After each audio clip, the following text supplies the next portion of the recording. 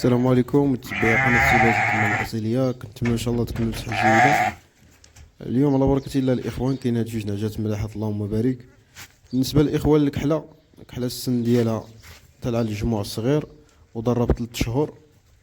وبالنسبة للحمرا السن ديالها رباعية، والدة خروف وخروفة وشاد عليهم الضرر، يلاه مكسبة. والدة خروف وخروفة وضر عليهم.